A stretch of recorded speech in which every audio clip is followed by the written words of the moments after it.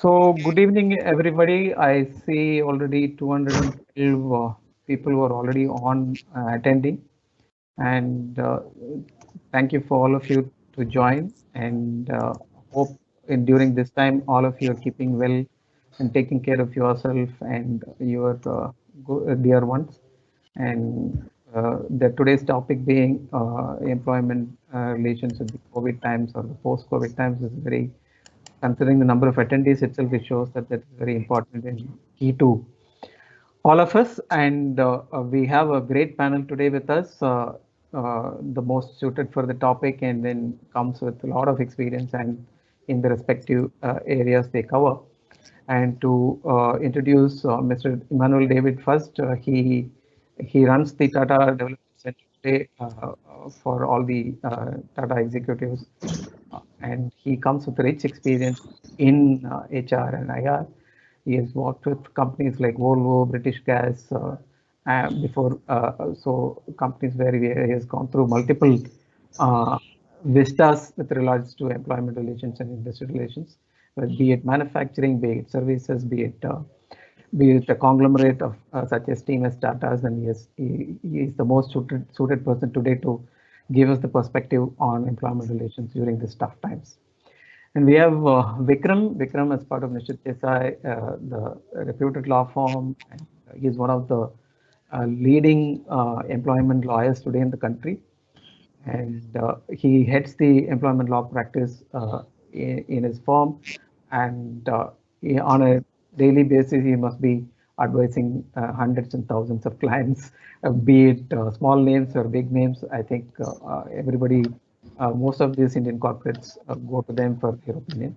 So he will also have the perspective which will help all of us.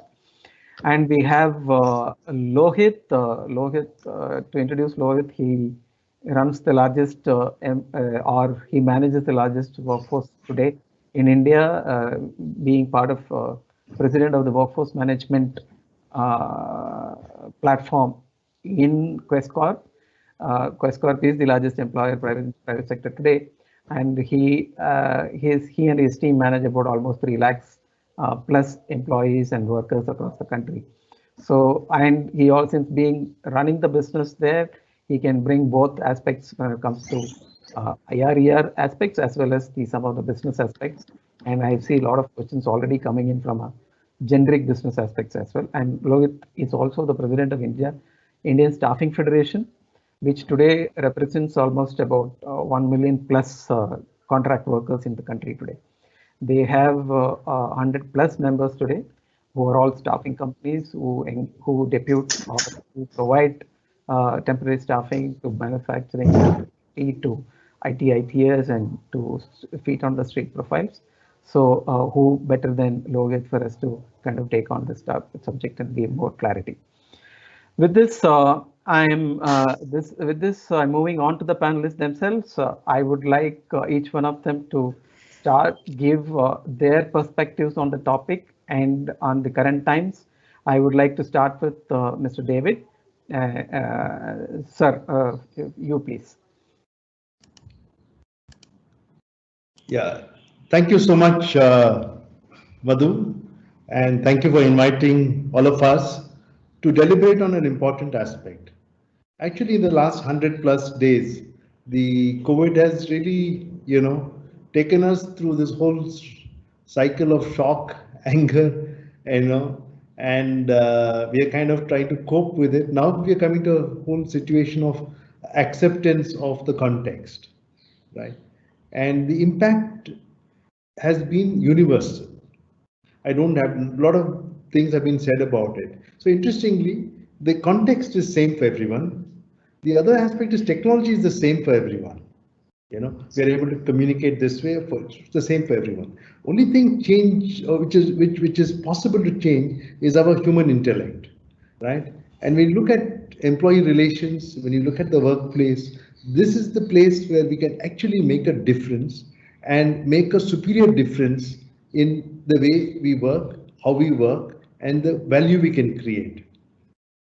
So many people have gone into difficulties. We've had over the last 100 days examples of, it would be unfair, or if I don't tell about the migrant labor and different people who have been put into difficulty. There have been real issues, right? And we are grappling with these issues. But at the same time, it is for forums like these and leaders like, in various companies, in human resources, come to fore and use not their resources, but their resourcefulness to come with creative solutions. I see it as an interesting opportunity. In the past 100 days, I've interacted with several people. I have seen that some of them have been creating value, have learned new skills, have looked at new solutions, new opportunities have come about, right? So that why? So that we can be safe, we can also be productive, and we can somehow kickstart the economy. The key is to do this without putting ourselves at risk. And that's where our resourcefulness comes into play. So I think it's an important phase. And as leaders, we need to give that support to all our constituency. And if we don't do it, who else will? I think that's where we are. So these are my opening comments, Madhu. I would just pass it back to you. Thank you very much, sir. I think you set the context in a great manner. Yes, I think every leader and every organization now is called upon to come out with solutions to manage this as a crisis. Like this is definitely once in a lifetime one. And now I would ask Vikram to share his initial thoughts.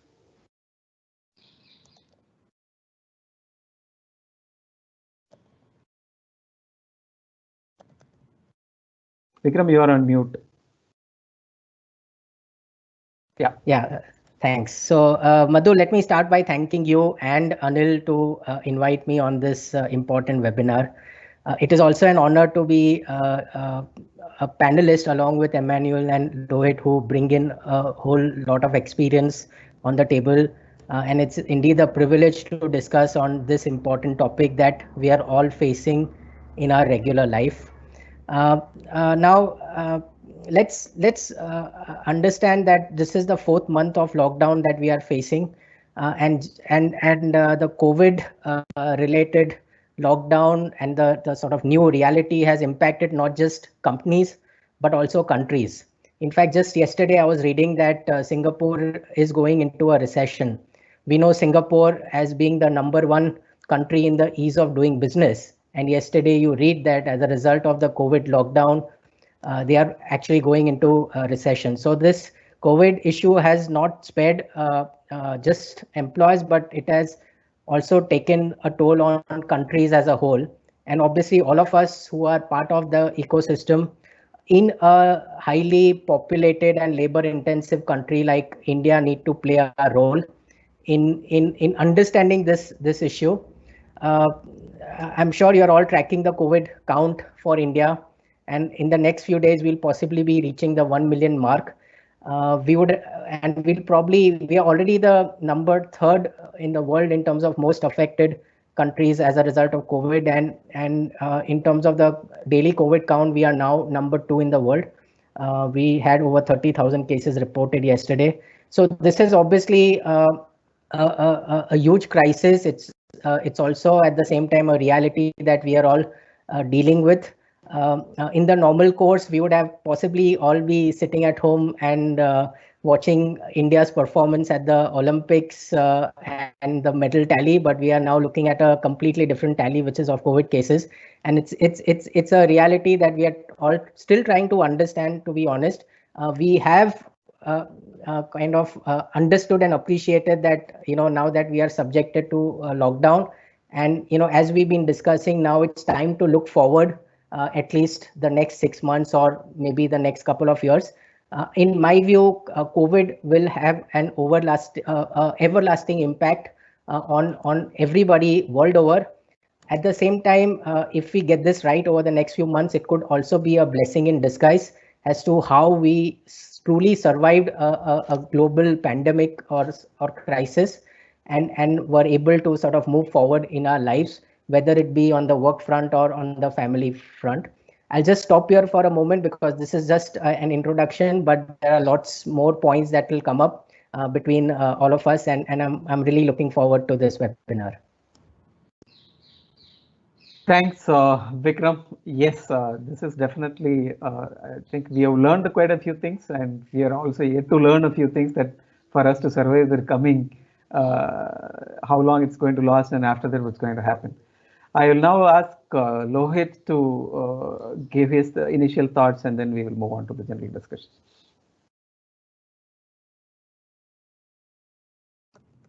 Thank you, Madhu. I hope I'm audible.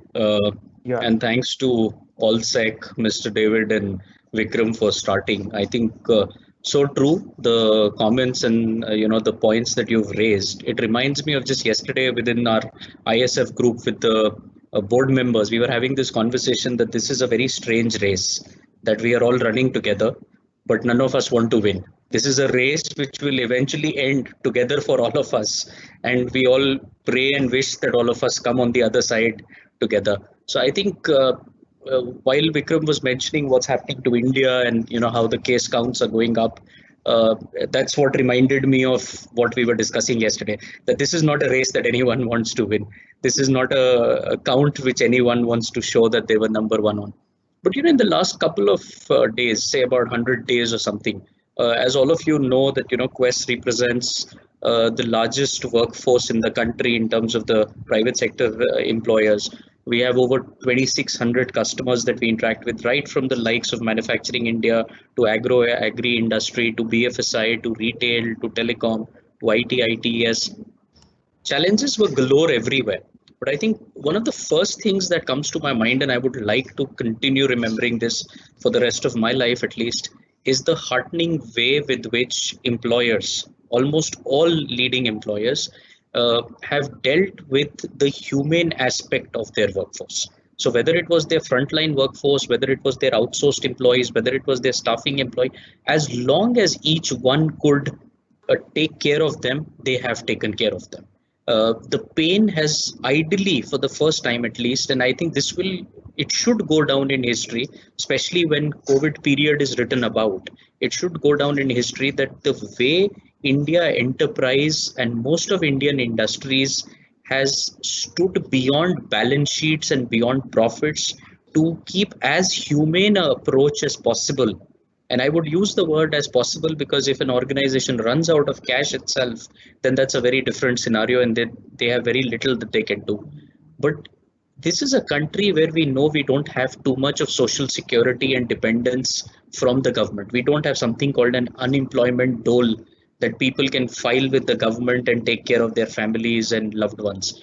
And which is why I think the employers stepped forward. And irrespective of what was going on in March, April, May, and June, and now in July, the employers have tried to expand, the benefits to their employees. I think that's the first thing which repeatedly comes to my mind.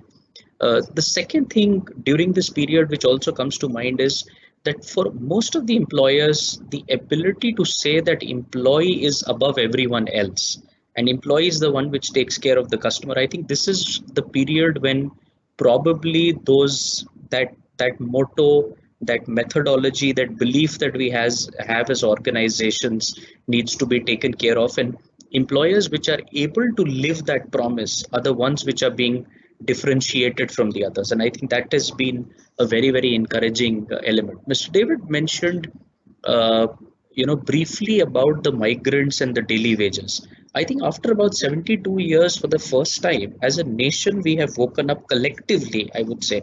That's the government, the policy maker, the bureaucracy, our judiciary, our citizens, our entrepreneurs, our industrialists, everybody has woken up to the fact, what is this migrant of India? What is this daily wager of India? How big is this situation and crisis? While we've been fascinated about increasing graph of education in the last 70 years, have we translated that graph of education into employability? And has that employability converted into formal employment? And if it has it taken care of the sustenance wage for the people?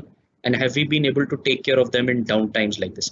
I think one of the big learnings for the next 5 or 10 years should be for everyone to come together and solve for that crisis. If we can strengthen India from formalization of employment, if we can strengthen India from making them less vulnerable, especially to these daily wagers and migrants, I think at least our generation, as we in the next decade or so, most of us today on this call would be phasing out from active work life. I think that's the one thing that we should give it back to the country, to the society. And then when youngsters take over, I think the new forms of employment will possibly be what they will further thereafter. So I think these are some of the things which have definitely been glaring in front of us as a person and as Quess. Thank you. Madhu, back to you. Thanks, Lohit.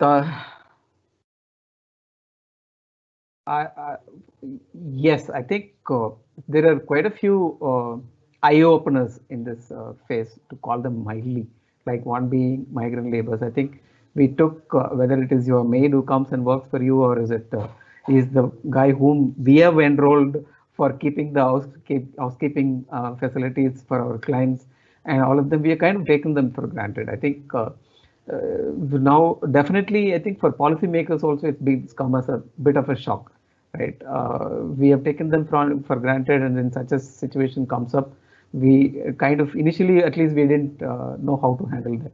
Now that's one of the biggest challenges. I think that also ties in with the topic today from a perspective that for example, employer actions tomorrow in such situations, and then when they come back, how do we going to take action against them? They have not been working. They have not been able to attend to work. Do their jobs continue? If they come back, are we going to pay them for the people? So all these questions are going to be the part of today's discussions.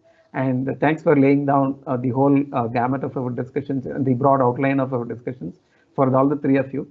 So now I will go to the discussion phase for all the attendees online. I see already 490 of them, and just give them the lie of the land. So basically, I will start with overall. There are about 160 questions that we have compiled out of a couple of more hundreds that have come in, and we have kind of trying to categorize them into 3 sections in this.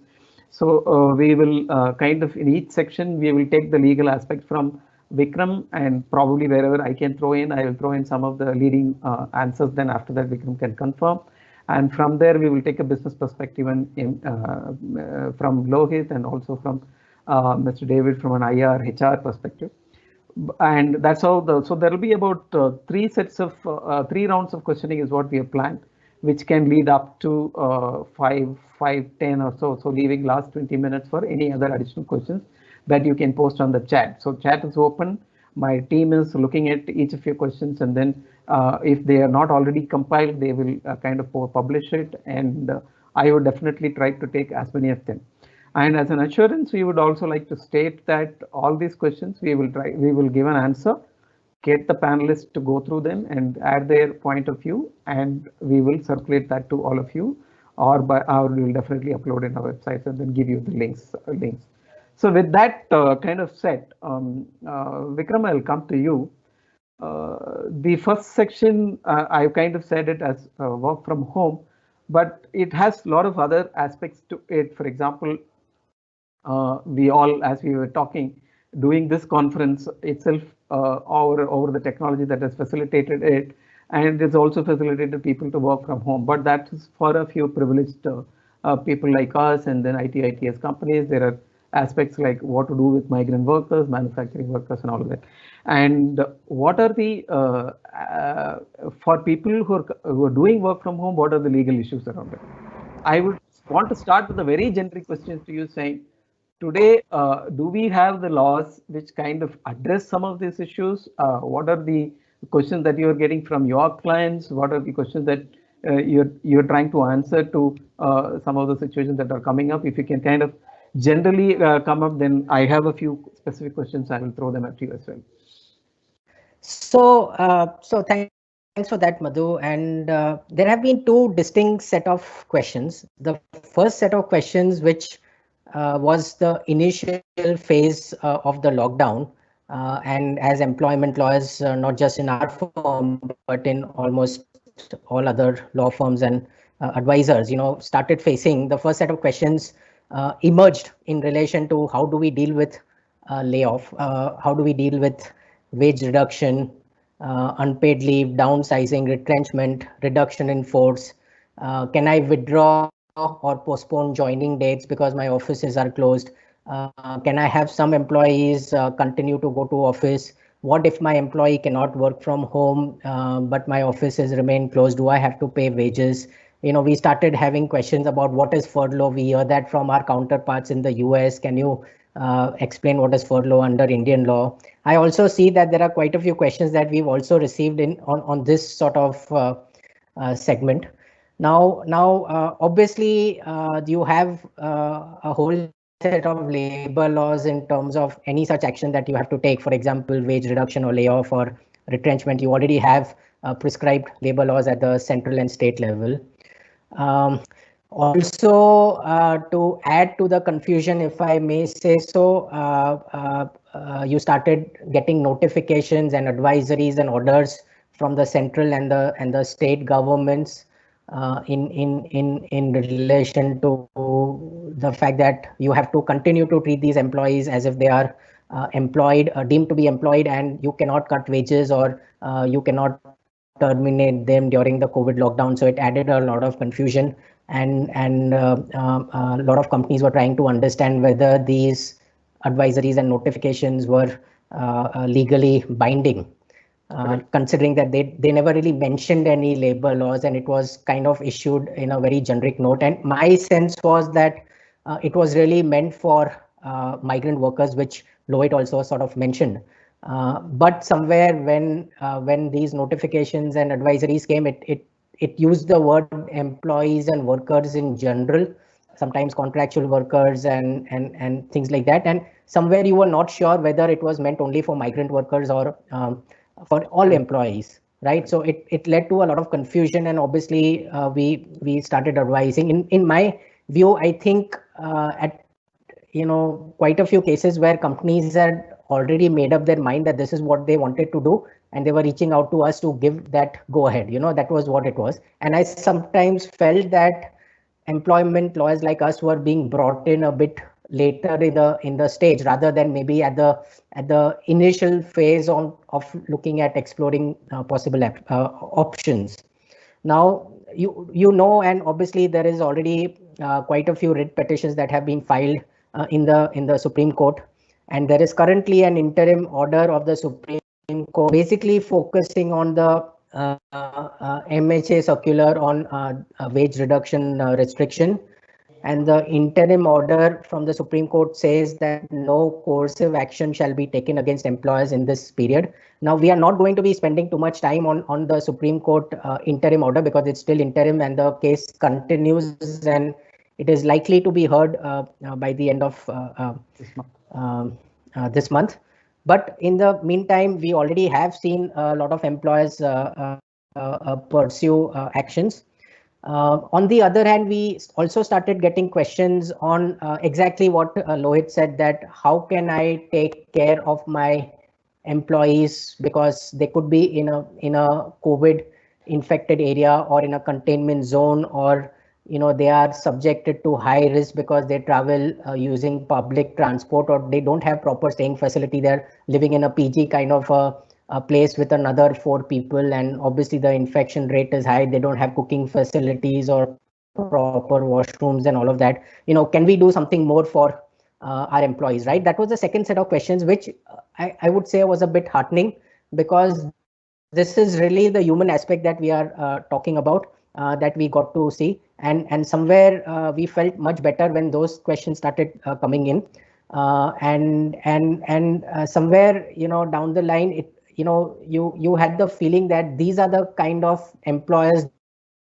these are the kind who will really stand out from the crowd, because it's a crisis that the whole world is facing, and they are not really focusing on saving money, but they are really focusing on how can they take great care of their employees so that their employees don't get affected by the COVID.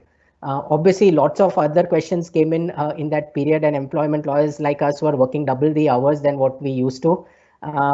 but the fact of the matter is that we saw these two sets of questions that came in. Obviously, there were another set of questions on work from home and whether you should have work from home policy, whether you should have telecommuting agreement, whether you need to reimburse any costs. Now, maybe I'll just spend a minute on work from home as well, because there are quite a few questions, Madhu, and maybe we can sort of take it up in. So in relation to work from home, the legal position that you should all know is that it is really a matter of contract between the employer and each employee. Indian labor laws don't quite have a concept of work from home. Now the government is obviously advising, and most of the orders of the government in relation to the lockdown have been persuading employers to try to have their employees work from home to the extent possible. So the government is really actively pushing, but our labor laws are really silent. And it is really a matter of contract between you and your employee, depending on the nature of work, in terms of whether it can be work from home, or, for example, in case of factories and several other organizations, there is no way you can work from home, right? Now,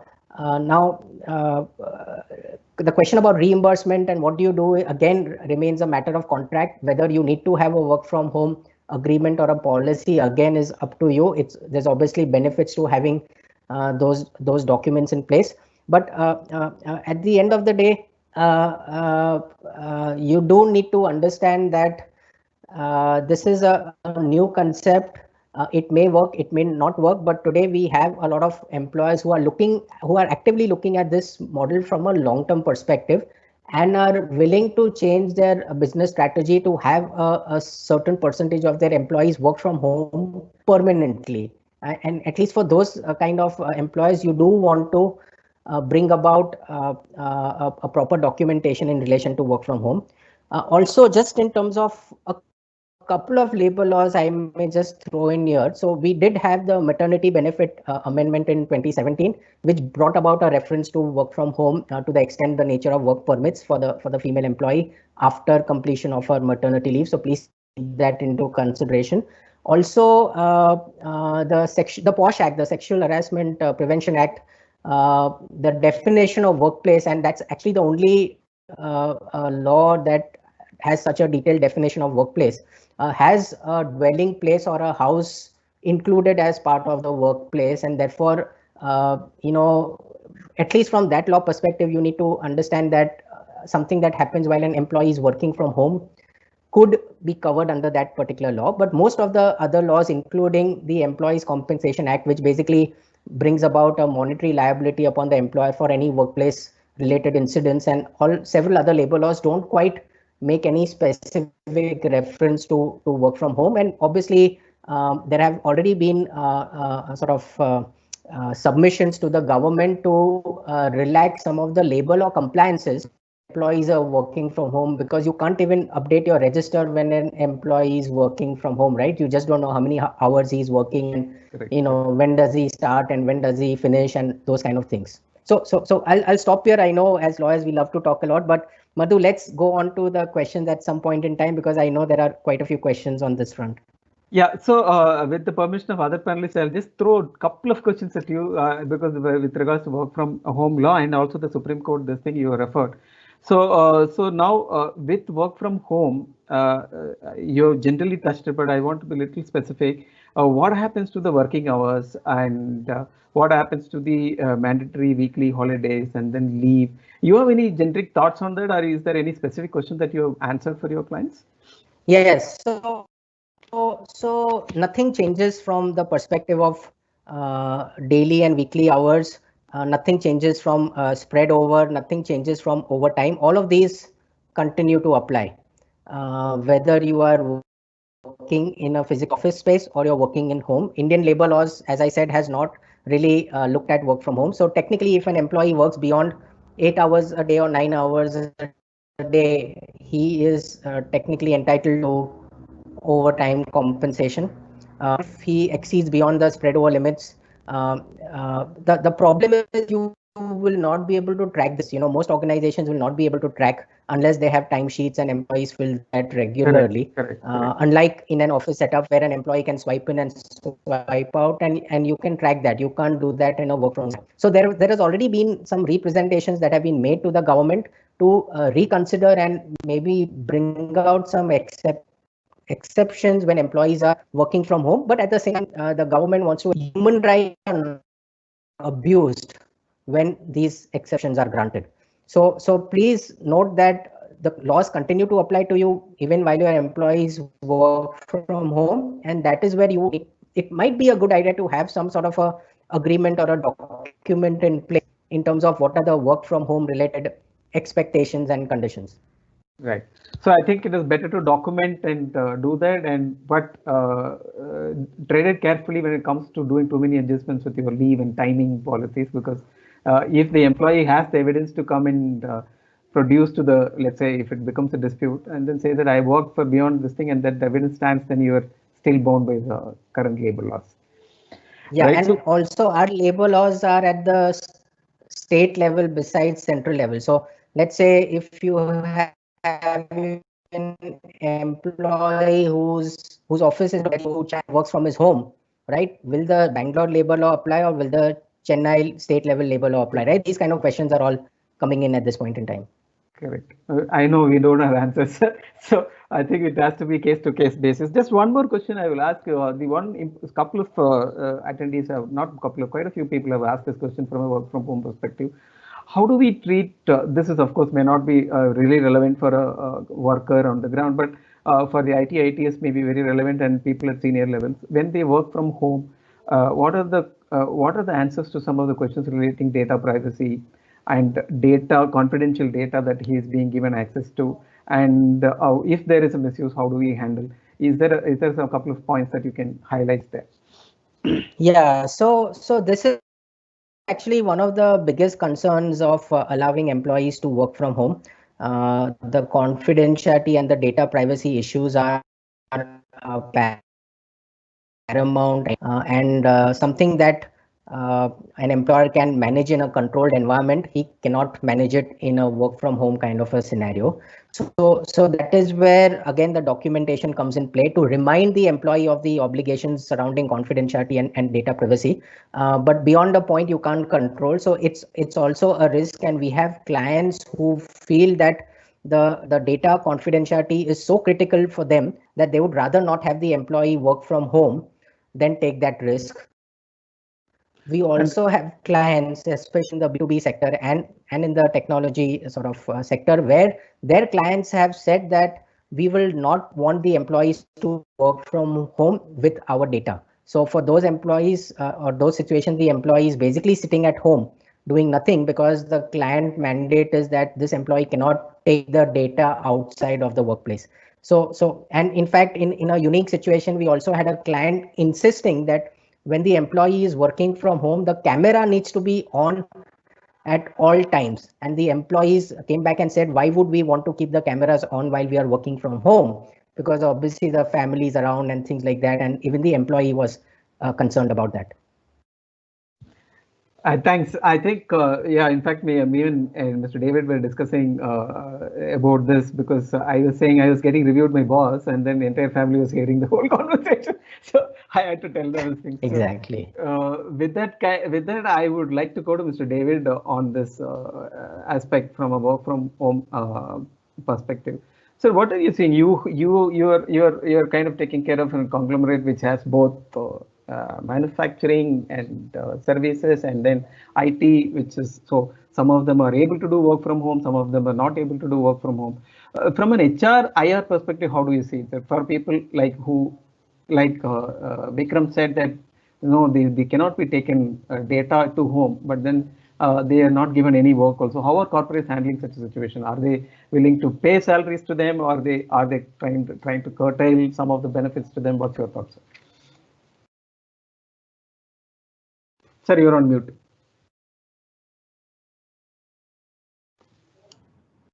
Yeah, it's a very pertinent question, Madhu. And it was also wonderful to listen to points of Vikram as well and Lohit. First and foremost, when we say work from home, that means you can do work from home, right? And that is generally the office worker. Okay, Correct. so therefore we are a privileged lot. Those of us who are also on the call who are able to do work from home, we are a privileged lot. But the wheels of industry requires, the manufacturing worker, the factory worker. What do we do with them? Because the very movement itself is causing the threat.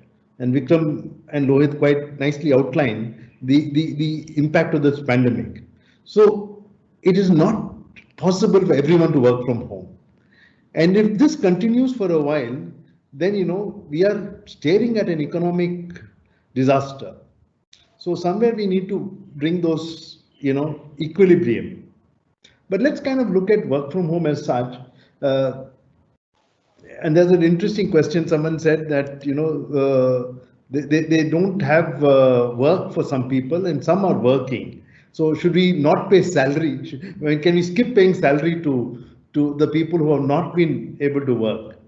I think first and foremost, I would say that in the previous thing what Vikram mentioned, we're looking at time spent. And typically, most of our law has been around time put in, 8 hours or 12 hours or spread over and all that. Now is the time, I will say, for India and for us, each one of us particularly, to define outcomes. Can we hold people accountable for outcomes? I think as leaders, if we are able to get that, I think we get a lot of things happening. Then we do not really say where you make it happen. That's one aspect. Then coming to that, the next part is if you're especially in a work from home situation, you need to have engagement and you need to have some sort of accountability.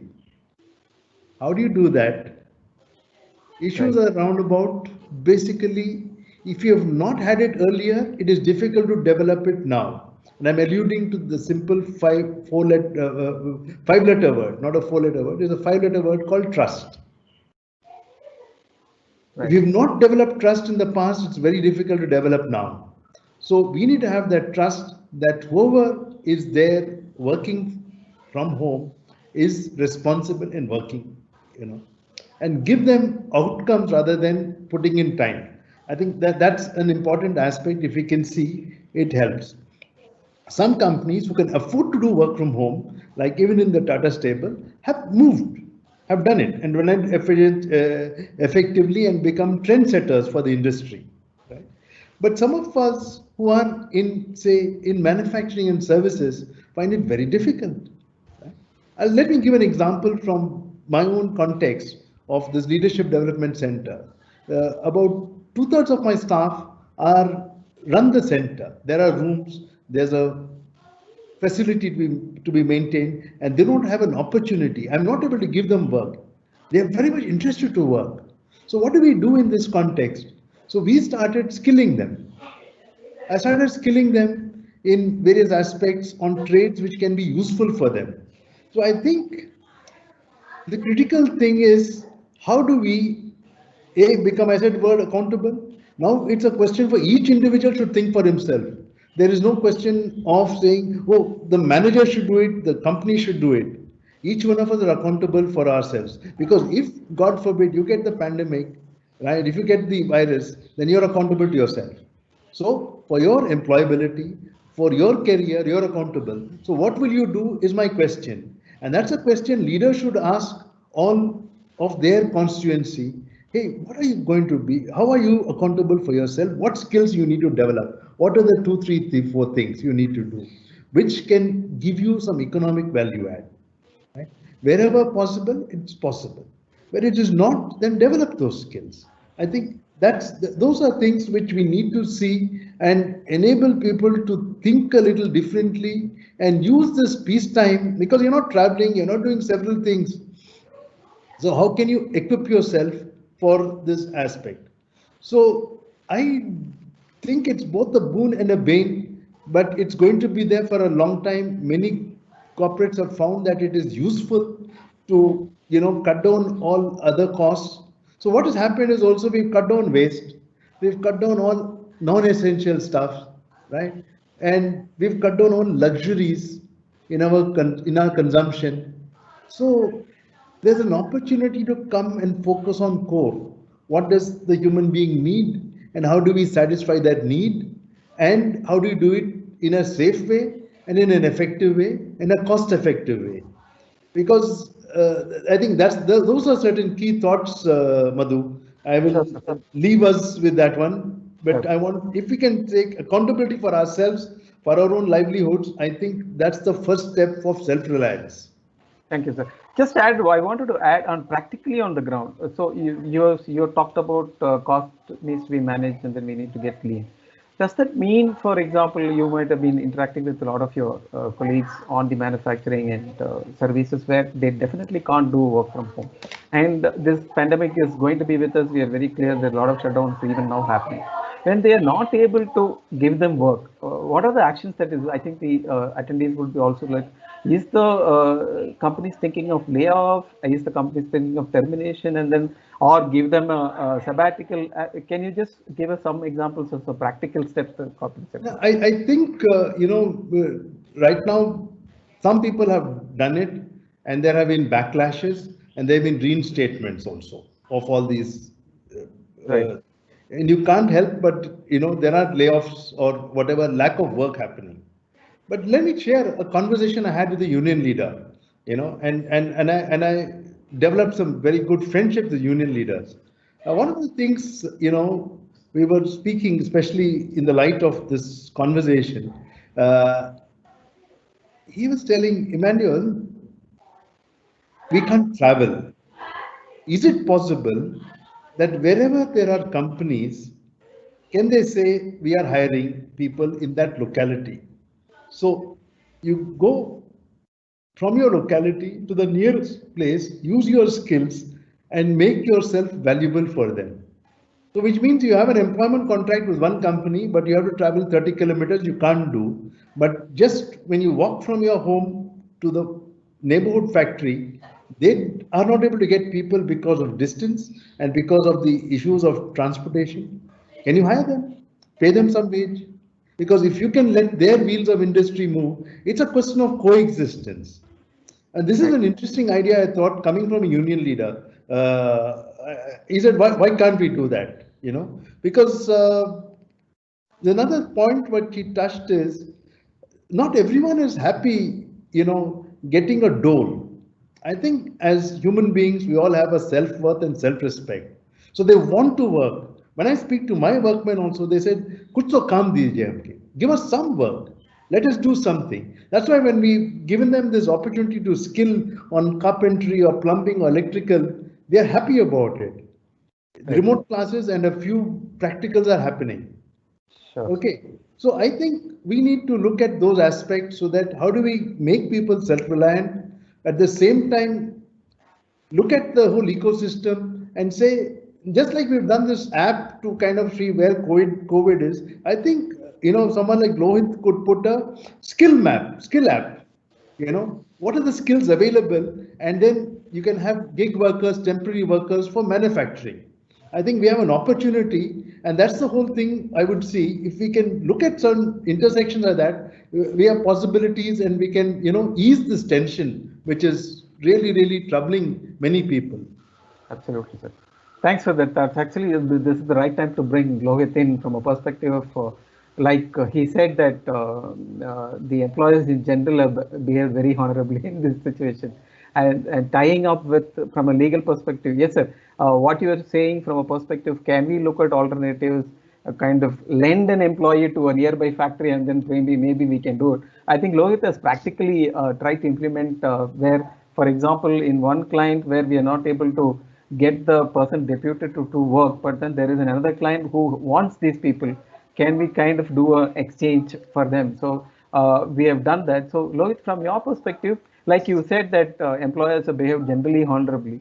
What is your experience after the Supreme Court has come and said there is no mandatory action on you. There is no, it is not, they neither said mandatory or not that they are here to decide, but they said you can go back and negotiate with your workman or an employee, and then based on that you can go ahead and pay. from that perspective, how is the clients have behaved? I mean, taken that and how they have implemented? Did they go back and then say, no, we have paid already. We want to cut some salaries which already paid, or we want to do an adjustment in future? Can you start with there, and then I'll come back to you with a couple of more questions. So, Madhu, to the contrary, in fact, hearing what Vikram and Mr. David both were mentioning, I think what we've seen is rather on the other side. For every one employer who's come forward and tried to become a taskmaster in these hard times to the frontliners, there've been at least 5 times more employers who've come forward and said, what can we do as managements to sacrifice at our levels and do a little extra for the frontliners? I'll give you some specific examples. Very leading IT companies have, according to us, taken pay cuts at their managerial and upward staff, their senior management and all. While for their people working from home, they've actually provided a bit of an extra compensation for the broadband that they're using at home, for the uninterrupted power supply that they're trying to restore at home, because everyone may or may not have the comforts, like Mr. David also mentioned, that we are the protected and the the fortunate few who can still work from home, and we have all the tools to continue being productive while working from home. There have been another set of customers where deeply revenues were impacted, because at least till the 4th May and the 18th of May, when there was a complete and total lockdown, and most of the revenues and cash flows were becoming zero. In spite of that, the managerial teams and the management staff actually took cuts in their compensation. Whereas they came forward and said that if we were to do the same for the frontliners, it would be disastrous for them and they will not be able to do it. Rather, we've been instructed as Quess to actually up the amount of insurance which was there in the past. As you know, for most of the large employers, over and above the statutory insurance of ESIC, a lot of employers also insist on a GPA and a GMC policy. Many employers have come forward and said that now, looking at what's happening to COVID, we don't want this additional burden to rest on the person. He or she may not be able to pay for their own compensation if a COVID kind of a scenario happens, and God forbid they have to be hospitalized or they need an ICU care and all. Can you get the insurances covers increased? And obviously that is a cost. It's not free. Insurance is nowhere in any country, including India, is insurance free. So every time you up the insurance premium, you have to pay for it. So the point I'm trying to make is that for every one instance where an employer was looking at ingenuity in terms of cost reduction, they were also looking at, there were far many more employers who were looking at giving back to the people. The other thing what we've noticed is that before it comes to human sacrifices, there has been this practice in India which says that, let us look at all non-human sacrifices first. Mr. David mentioned that, there's so much you can cut around your environment which can help you save organizations cost. It could be travel, it could be fancy offices, it could be multiple offices in a city, it could be other frivolous expenses and everything, which is not a direct correlation to the impact to the people in the organization, but it is definitely a cost burden to the company. And they've brought that cost down overall for the organization itself.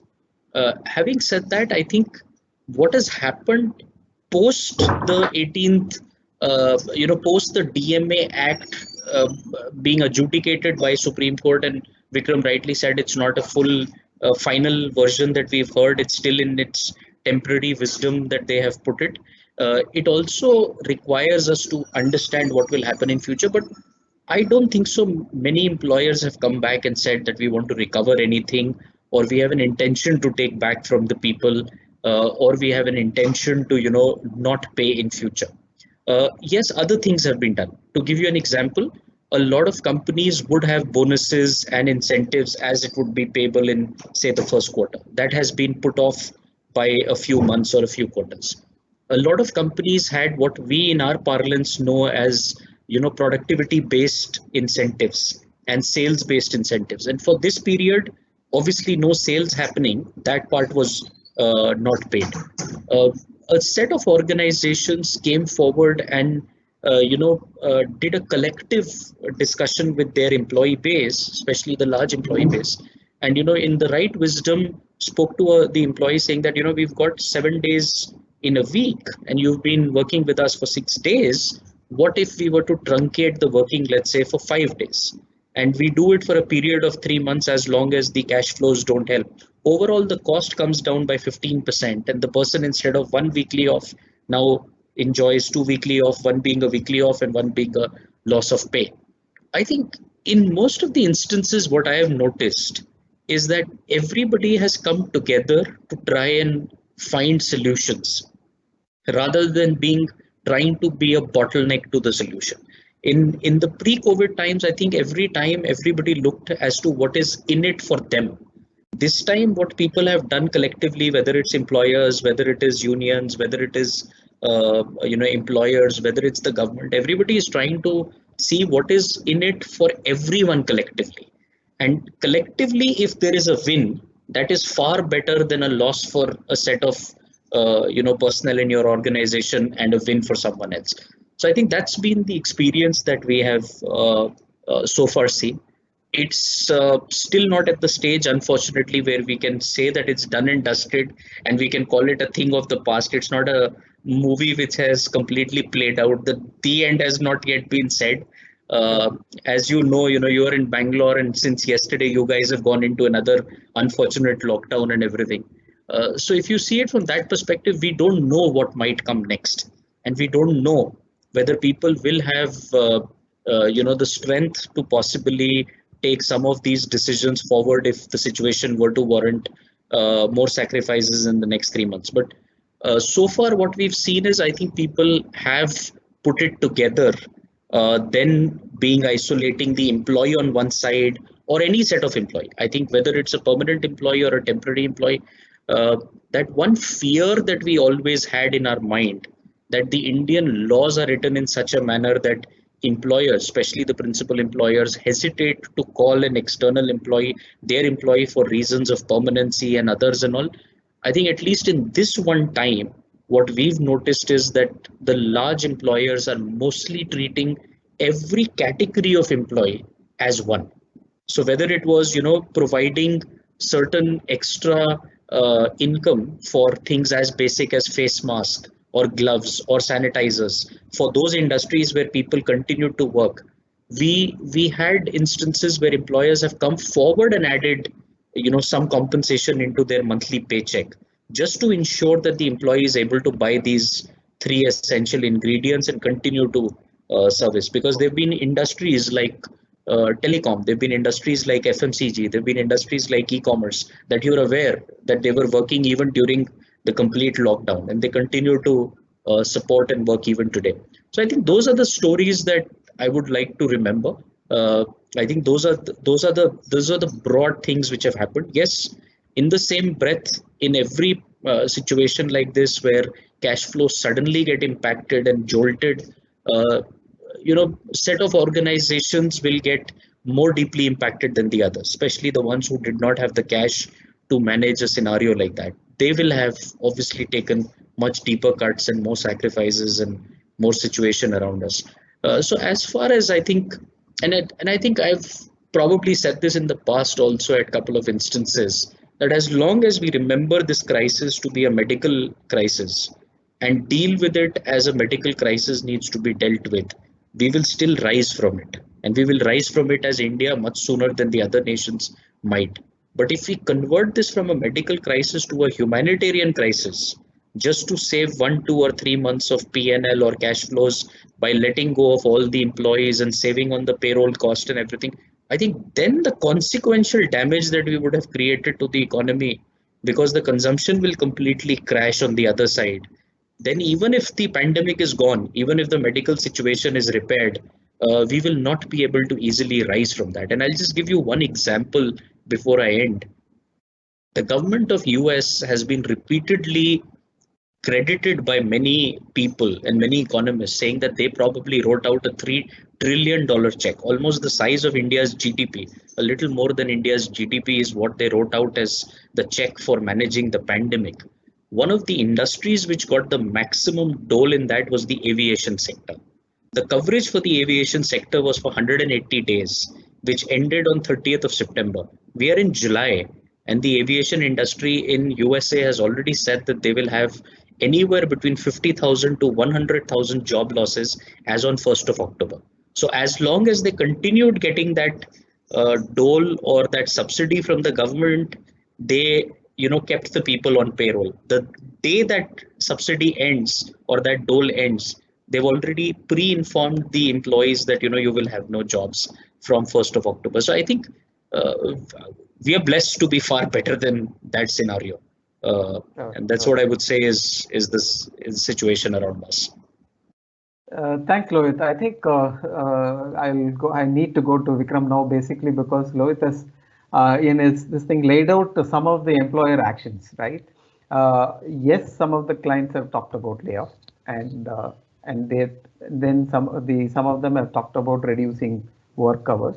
Some of them, as he said, I instead of paying you one weekly or this thing, and I will have one weekly of paid and one weekly of not paid and reduce your this thing. Some of them have just completely cut 30% of salary, let's say.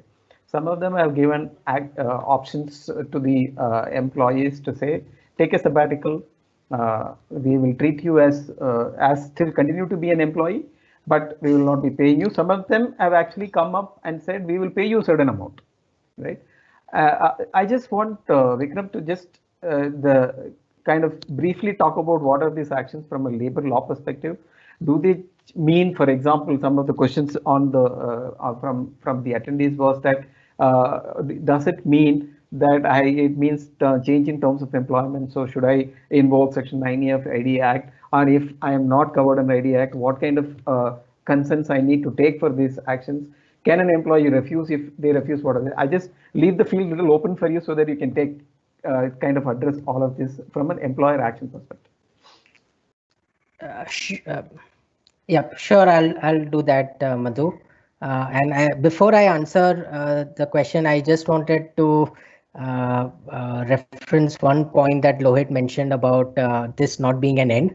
And in my view, if we can actually treat this as a new beginning and relook at our human sort of relations rather than human resources, I think the whole perspective will change quite significantly in terms of going forward, right? So I'm looking at this hopefully as a blessing in disguise for all of us, the entire sort of country and all the stakeholders, and how we can sort of reinvent the whole HR sort of relationship going forward, right? I think it's an opportunity that all leaders need to look at it a bit more positively.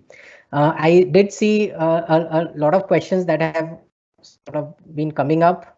And obviously, as I said earlier, this has been the flavor of the season, so to say, on layoff, salary cut, revoking offers and retrenchments and layoffs and all of that. Now let's understand that Indian labor laws have to a significant extent covered these already, and we are talking of labor laws that were enacted in 1940s, 1950s, and so on. So this is nothing new. All of these concepts, I would say most of these concepts are already taken care of by our labor laws, right?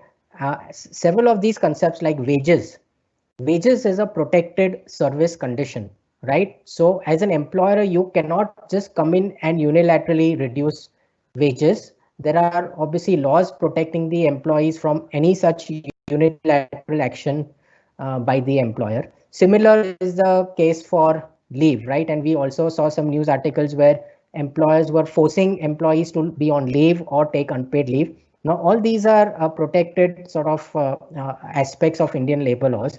And whether you have Industrial Disputes Act or you have your standing orders or whether you have your Shops and Establishments Act, there is some way or the other, these items are being protected. So as an employer, you have to be very careful because any unilateral action is going to lead to some sort of a challenge or resistance, or maybe a trade union will get in and issue a notice. Or as we've seen in certain Indian states, the labor authorities have stepped in and issued notices. In fact, I believe the labor authorities have also set up a 24/7 helpline, and employees can sort of put in their complaints for any such adverse actions taken by employers. So generally, our advice to clients have been that to the extent this is something where you can get employee consent, that is obviously a better bet for you rather than taking unilateral action. But if you do take unilateral action, then there would be situations from a label or non-compliance perspective that you will get into, in addition to facing some sort of a resistance from the employees or from the trade union. So unilateral action is not really permitted in our labor laws, and whether the Industrial Disputes Act applies or not, and whether the Standing Orders Act applies or not, and whether the Shops and Establishments applies or not, well, something or the other will apply from a labor law perspective, right? You can't have a situation where none of the labor laws apply, except obviously if you're dealing with somebody who's in a managerial position and to whom, who's not really a workman. But generally, when you do this to your frontline employees, you do have to ensure that you comply with the labor laws. And if you have collective bargaining agreements with your trade unions, you also have to take care of and discuss with the trade union leader on some of these actions. So we have sort of advised clients over the past 4 months on some of these actions, but to the extent possible, we have recommended to clients to get the employee consent. And in these times, if you go in front of your employees with full honesty and with full details of why a particular action is needed, more often than not, we've seen employees also understanding and cooperating with the employer. Like situations where there is not enough cash flow, you have no choice but to take some of these actions. Please take consent. We've also recommended that don't have a situation where you have some sort of a sabbatical or furlough or something. These are really non-Indian concepts, right? You don't have employees take sabbatical or furlough on a regular basis, right? Why should things change now because of COVID? And we've been recommending that to the extent you can, at least you should continue paying minimum wages and maybe continue with your PF and ESI and labor welfare fund contributions, because these are minimum requirements of labor laws. And I don't think it is really a correct situation to be in where none of these compliances are taken care of. Right. Just you mentioned the PF and all of that. I just want to touch upon that. On the with regards to the payment, let's say the company attempts to reduce wages and then they bring down basic, and there is a couple of questions on that, so that's why I'm kind of getting into it. Section 12 of PF Act saying that you cannot reduce for the reason of reducing wages. Now, for the reason of reducing PF contribution, there is a similar section in ESIC. What will be your advice? So you reduce but keep your PF at the same time, or can we say that Section 12 doesn't apply to the situation because this reduction is not for the reason of PF contribution, but actually the general overall condition as posted? Yeah, good question, Madhu. So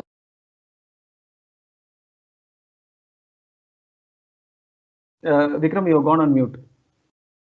Yes. Yeah. So good question, Madhu. Section 12 is very clear that you cannot reduce your wages for the purposes of reducing your PF contributions. Right. We have lost you. Okay. I think we can. Yeah. Sorry. Yeah. Can you hear me? I'm sorry. I have some internet. Yeah. You're talking about Section 12. That's when you are the kind. Yes. So Section 12 is very clear that you cannot reduce wages for the purposes of reducing PF contributions. And there is a bit of a background to why that section is in place. And we've had historically some situations where this was done by employers. In my view, this is another reason for wage reduction. And the intent is not only for reduction of PF, but there is other reasons why wages need to be reduced. And to that extent, in my personal view, it should not be hit by Section 12. But obviously, as you know, PF authorities, it's a very different world when you're dealing with the PF authorities, and they still have the ability to issue a notice and say that, well, you did this for the purposes of reducing your PF contribution. So our advice to clients have been that to the extent you can maintain your PF contributions to at least 1,800 rupees per month, which is basically the threshold under the PF Act, keeping in mind the wages which increased from 6,500 to 15,000 in 2014. If you can maintain that, then I think you're okay with it from a PF law perspective, and the non-compliant risk is substantially reduced, because as such PF cannot compel you to pay more than 1,800 per employee per month. But in cases where you have no choice but to reduce wages, and as a result, even your PF gets reduced from, let's say, 1,800 to 1,500, obviously there will be issues because the PF will take a particular view, and then you will have to justify the view. So as an employment lawyer, we always advise our clients to document every such decision which is leading to some adverse action in terms of your employees, because this is the document that you will produce in front of a court or in front of a PF tribunal as to why you pursued a particular action and that it was not intended to reduce the PF contributions. Okay, I'm Hello? not sure. Yeah, we can hear you. I think I'm the one who kind of had a bit of a trouble with this thing. One more question from the employer. This thing, there are talks about terminations, layoffs, and all of that. Obviously, as a lawyer, this question should not come. But then there are people who have asked this question. So wherever Chapter 5, 4A, 5A, and 5B is applicable, all those have to be complied with, right? So there is no excuse from there if you really want a termination. So I just want kind of elaborate on that. So there are multiple legal provisions to comply with when it comes to employment termination. As you said, Chapter 5A and 5B of the Industrial Disputes Act obviously needs to be complied with, but that applies only for workman category employees. If you're a factory, it's Chapter 5B, and if you're not a factory, it's basically Chapter 5A. It's obviously easier to terminate if you're not a factory because Chapter 5B has the so-called draconian provision of prior approval. Seeking prior approval.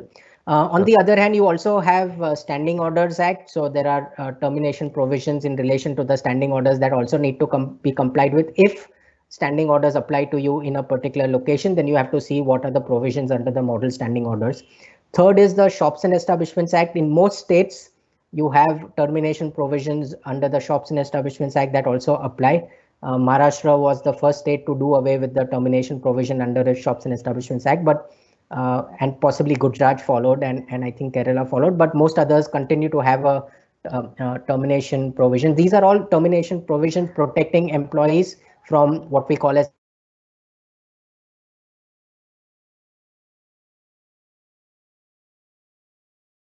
Vikram, I think we lost Vikram. Okay, I will get back to him when he comes back. So now moving on to Mr. David.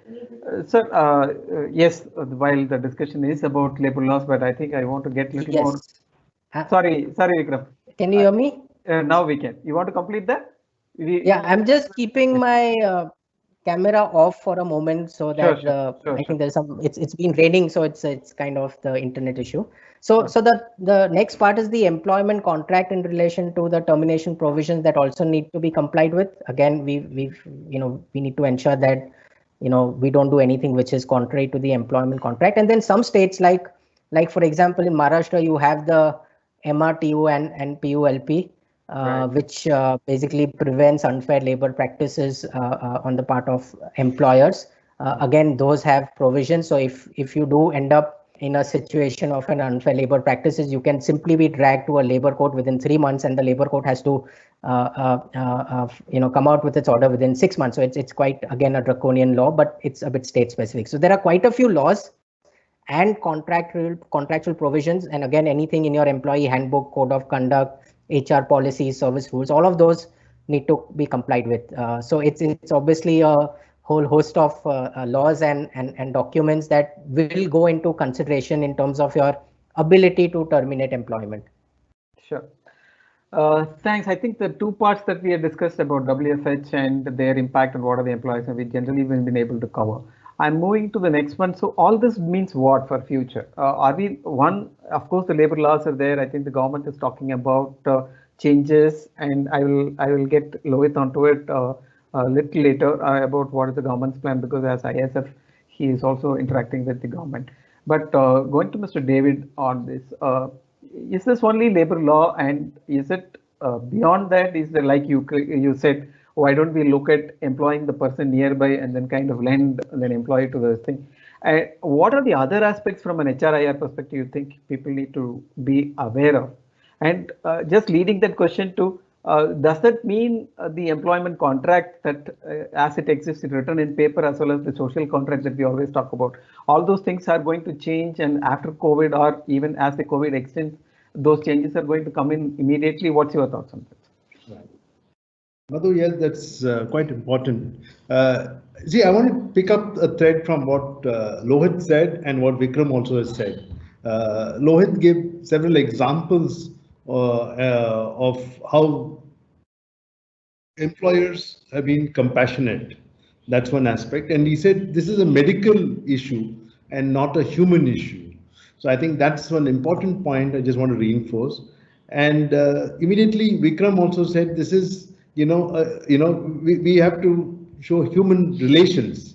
I think that's the key part of it. And for that, there needs to be collaboration. See, how do we want to go about anything, right? Do we want to do it voluntarily, or do we want to do it by force and coercion? I think that's the question we need to ask ourselves, right? And until unless Vikram spelled out what are the provisions under law, and he spelled out the letter of the law. But today, we can't go by the law. We have to go beyond the law and the spirit. And what is that spirit? It is for us to collaboratively design and develop. There was a situation very early in April, establishment which is in the service sector. They said, Emmanuel, what do we do? We don't want to cut salary, but we are looking at the earn leave. Then we looked at a communication plan. I said it's better if people do it voluntarily, but they said no, we're going to announce and tell them that we're going to, they have to take off about 2 weeks of their earn leave. And at that point in time, the lockdown was supposed to get over by April 15th or May 1st. So when they sent that announcement, people were aghast, the employees were all aghast. They said, how can you touch my earn leave? How dare you do it? Kind of a situation. But we did not see beyond April 30th. Today, of course, the same set of employees, I don't know what they will say. We don't know when we can come. So we have to now come and voluntarily offer things. Because one side, if you look at it only from myself as an employee, then there's one situation.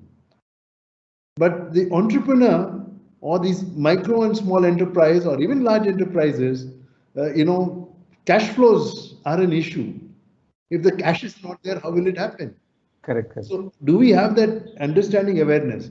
Very interestingly, I'll share with you, in spite of all these situations, when people look at rights, one organization, they looked at their compensation and they did not do a pay cut like many people are doing.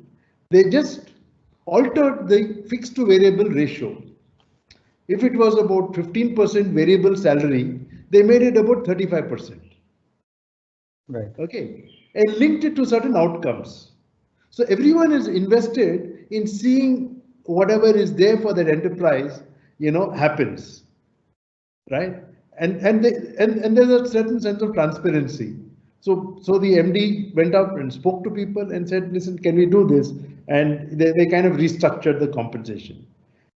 And so it's a very important impact on the cash flows, isn't it? It helps this organization tide over, and with linked to outcomes, it's all transparent again. So I think we need to take steps which will be collaborative in a spirit of, empathy and trust. But if we look at it from a situation of entitlement and right, I think we will be missing the bus over there. And, all of us will find it difficult. So those who can work around that, I think will be the ones who will thrive. Otherwise, we might fall by the wayside, because if the mother which is giving the sustenance itself is not able to take care of itself, how will it feed the children? I'm talking of organization, and we have several. You mentioned you have 2,600 enterprises. For each of them, who your clients, Lohit mentioned, each of them cash flows are important. So I think we need to relook at it. Can we look at, I was also wondering, personally. If I take leave, how am I going to take my spend my leave? Right. There's an opportunity that 2.5 days or whatever, 1 day for every 20 days work. Is it still applicable? Should it be 1 day for every 30 days work? Right. Can we take some proactive steps before someone forces us? Because the earned leave with wages hits the balance sheet very adversely. You have to make provisions. It's like a very nice mutual fund as such. If you look at most organizations which have accrued earned leave of more than 100 days, I think it's time to kind of look at it a little differently. That hits the balance sheet. So I think we have to proactively look at aspects like outcome-based work, terms of conditions. Another important aspect is overall consumption has come down. When consumption comes down,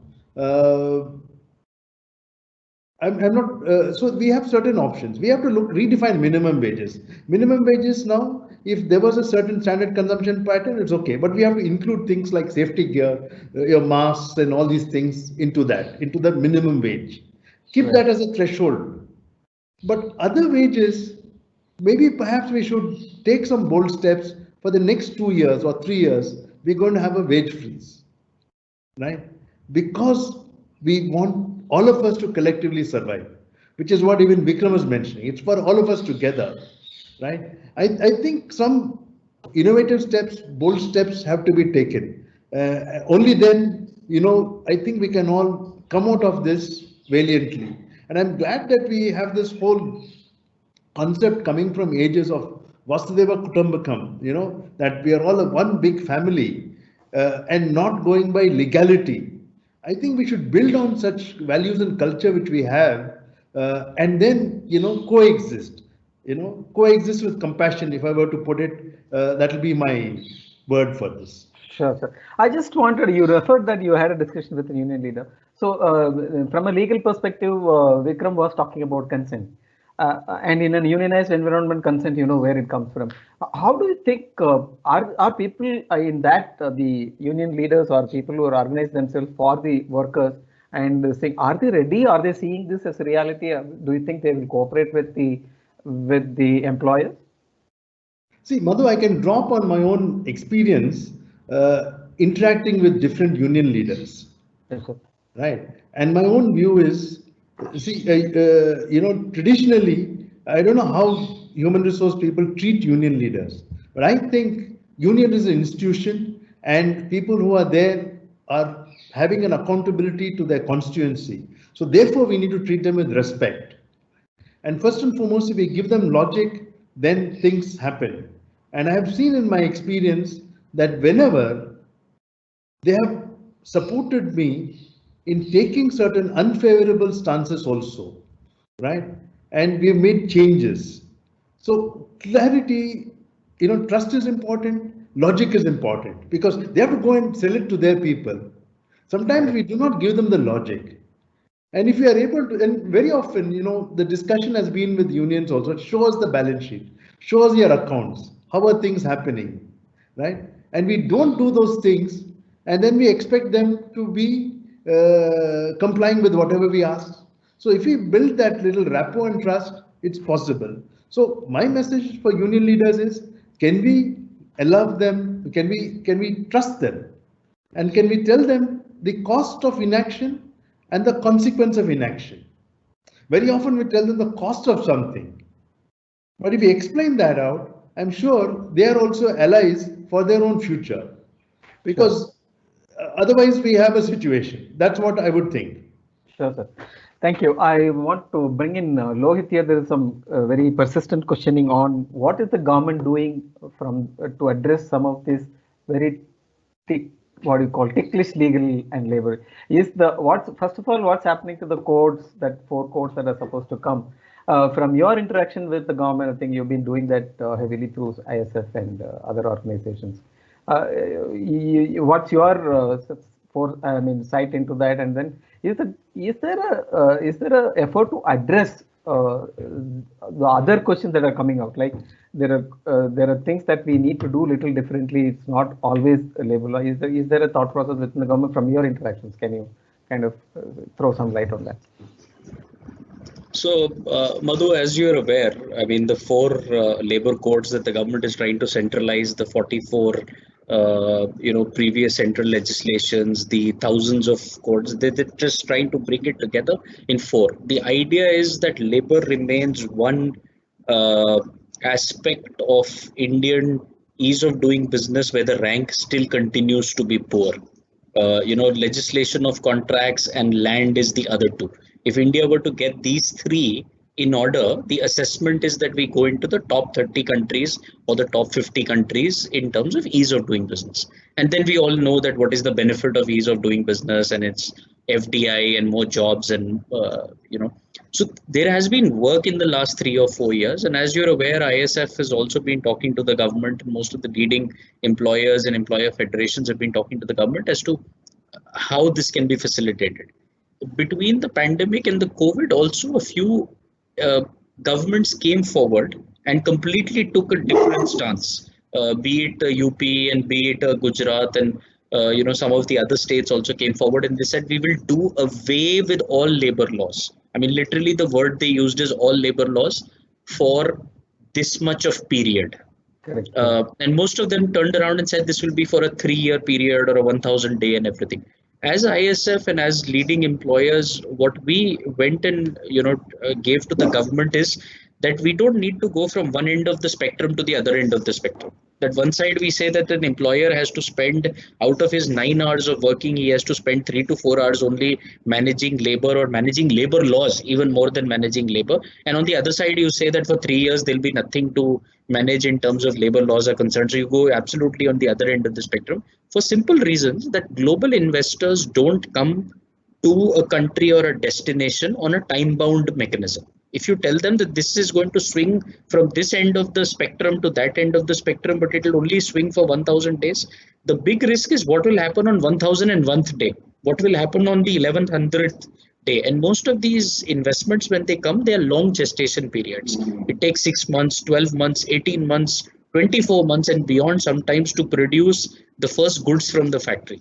And if you've wasted your first 2 years out of your 3 years of so-called availability, and suddenly you are hit with all the back wages and the back issues and everything, it's a bad thing to do. So we are pro, coming out with the legislation. The Code of Wages has now come back into public domain. As you're aware, they've given 45 days for people to send in their, representations. So as far as, employer bodies are concerned, as far as ISF is concerned, we are telling the government that you should look at it in totality. Bring in the platform worker, bring in the gig worker, because these are going to be employments of the future. Bring in a freelancer. Create the flexibility for people to work in different shifts and different hours. So can we have a half-day part-time worker? Because today a lot of employers are coming back and saying that I am hesitating to hire more because of the fact of the social distancing and because of the fact of so many requirements which have been imposed by law that you can't open before 10 a.m. in the morning, you cannot open after 5 p.m. I have to have truncated shift, yet I have to have social distancing, and hence people have to be called, in a different staggered manner. The roster is not the same roster as it used to be before. So how do they manage that? If the flexibility of the law of the land is that you can hire people for the hours they work or the days they work or the months they work, and the ability to pay them along with all the statutories, along with the minimum wages and everything, I think that is the most radical that we can do for our labor, and that is what the most radical thing we can do for industry. Where the flexibility, I mean, just to give you an example, in Southeast Asia, one of the simplest difference, and in China, one of the simplest differences that when they have demand, they can suddenly surge and hire more people to manage the assembly lines and the production. And when they don't have that demand, they can give that gap to the people while they continue to remain on the roles of the company, but they have a gap for that much period because there's a seasonality or we don't have that flexibility. And if you don't have that flexibility, every day is not going to be 365 days of static production. That each day is going to be the same amount of production, each day is going to allow you same amount of revenues and everything. So how do you take care of that peaks and troughs? How do you take care of that seasonality, especially when you want to export to the world? When you want to export to the world, you're going to have peaks, you're going to have troughs. how do you allow employers to take care of that? I think that's the biggest aspect which has to be allowed. I think the other thing which is important, which is imperative here is we have to make it flexible in terms of the cost to do compliances, and the ability to do compliances should be similar for everyone. What I mean by that is that just by reducing the number of legislations is not the only thing. How much do you make it hazardous for an organization to be legislated or to do the compliances is what prevents many people to come and become an enterprise.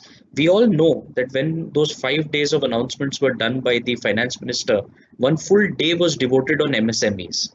And if you go into the fine print of the speech, you will see that she spoke about almost 45 lakh enterprises as MSMEs with 11.7 crore employees. Now that's almost 26 employees or less per enterprise.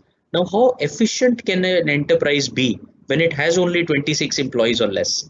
Will they be covered in PF? Obviously not. Will they be covered by ESIC or minimum wage or financial inclusion or any other assured form of employment? Obviously not. Most of them would not be.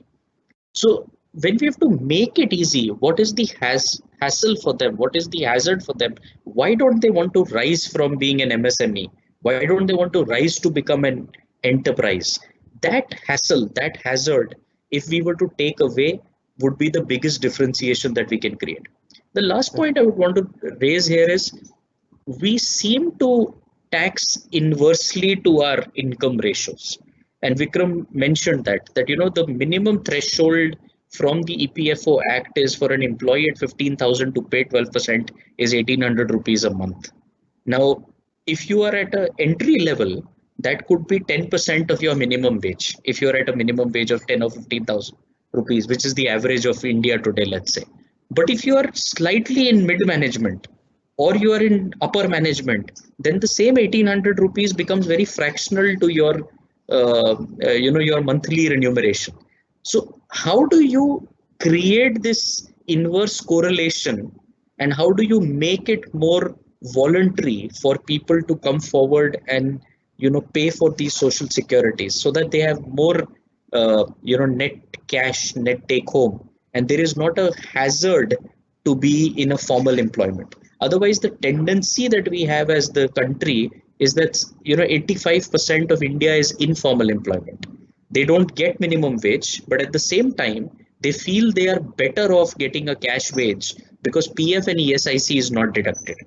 Sure. And they don't see the benefit of PF or ESIC, because for them the arbitrage to get that PF ESIC deducted every month from the wage and the benefit that they get out of it is much lower, and hence they want to be on the cash side or the informal side of the economy. I think these are the things which create a hassle as far as employment during this period is concerned. The last point I would want to raise is, and I think Mr. David spoke about that a little while back, you also alluded to it. As Quess, we back in March end itself and early April, we realized that there'll be parts of industry and parts of our customers will be more deeply impacted because they are not part of essential services, and hence they will not be allowed to operate.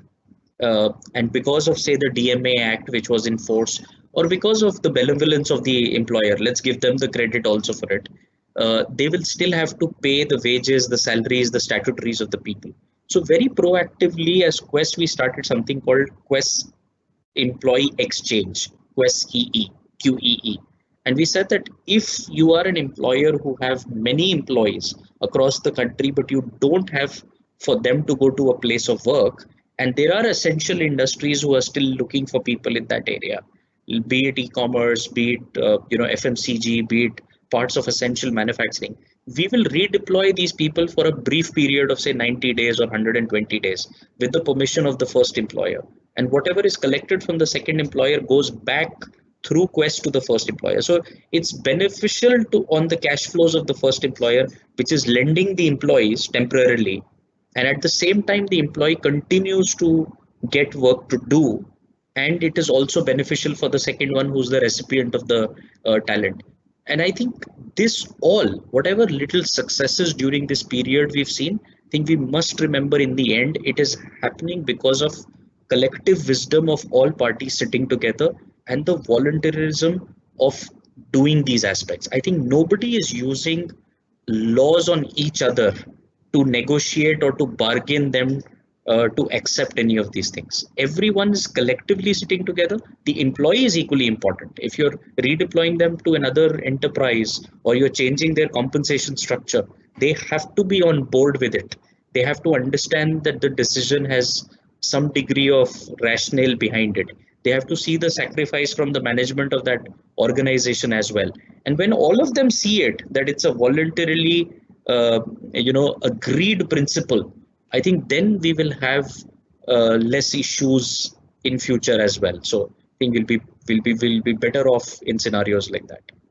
Thank you, Lohit. I think we are almost up to time. I have tried to accommodate as many questions which has come in, but I want this being more legal focused. I would want to end with Vikram. Two questions I want to ask. One is being repeated, I think, repeatedly coming up as the pre-question, and then now on the chat as well. It's about liability of asking the employee to come during the COVID times.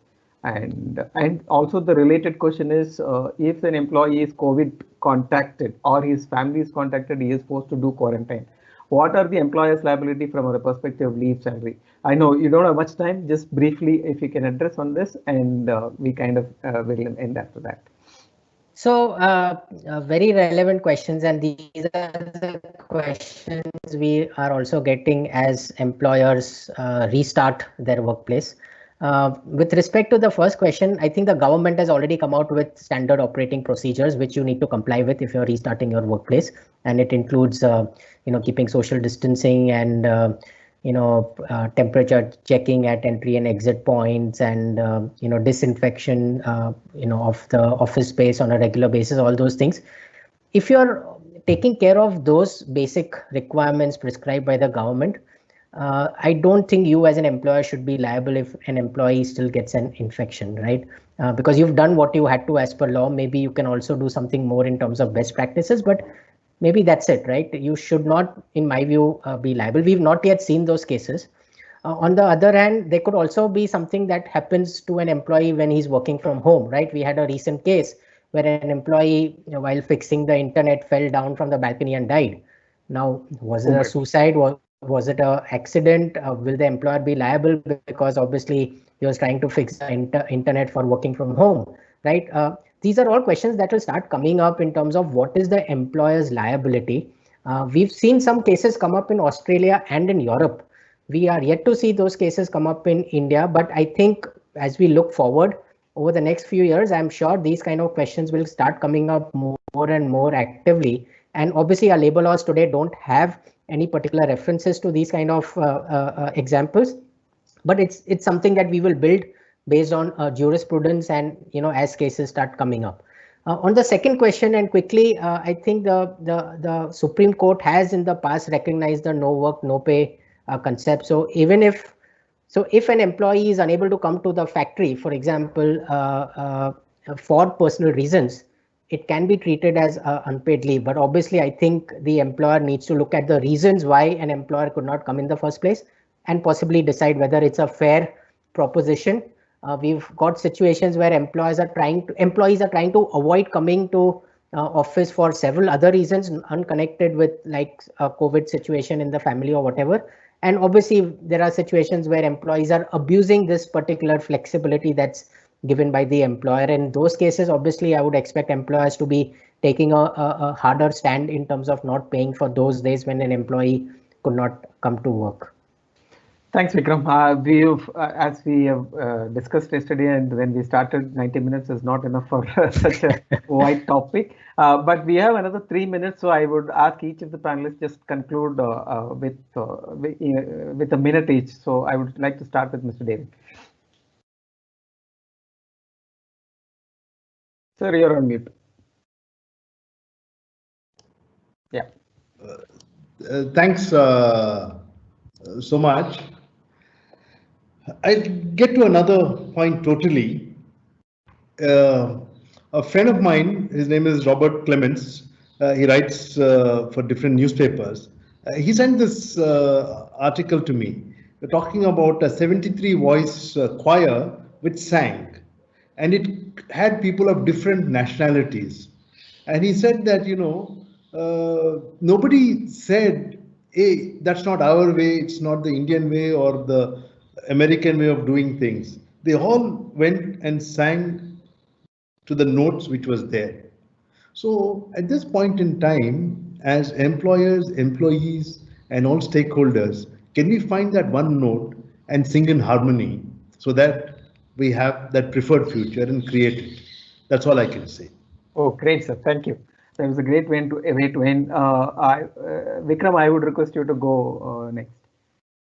Well, we've said this a few times today, and basically I'd like to end by saying that we are all in this together, and obviously together we will have to sort of go through this particular crisis.